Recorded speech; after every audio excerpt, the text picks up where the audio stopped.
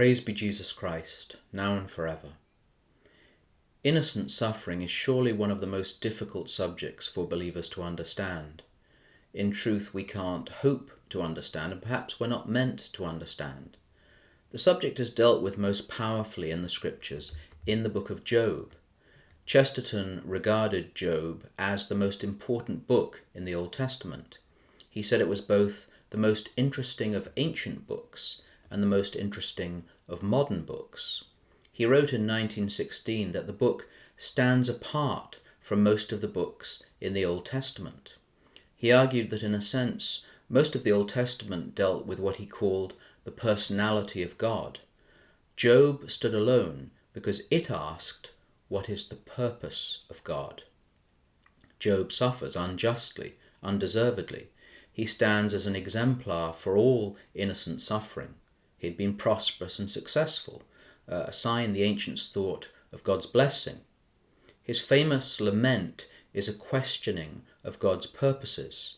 But Chesterton said, what makes the book so splendid is that God asks questions. A central question of the book, Chesterton asserts, is whether God invariably punishes vice with terrestrial punishment and rewards virtue with terrestrial prosperity. If this is the case, then the great danger exemplified by the false prosperity gospel will be that if prosperity is regarded as the reward of virtue, then it will be regarded as the symptom of virtue.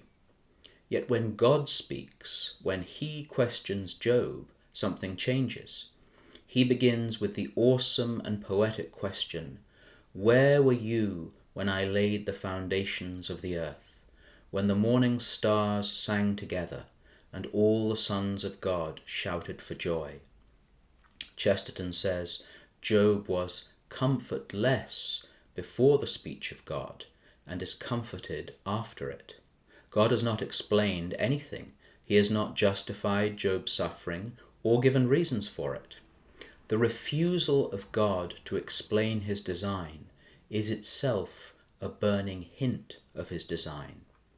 Job experiences what Chesterton calls in a sentence of mystical elegance, the terrible and tingling atmosphere of something which is too good to be told. The book of Job, he says, comforts not by answering questions, but is a psalm or rhapsody of wonder. A Christian cannot answer the question of innocent suffering, but they do experience the terrible and tingling atmosphere of something which is too good to be told. We, like Job, were not there when the sons of God were shouting with joy or when the morning stars were singing. We all suffer, and most certainly we question, sometimes in agony.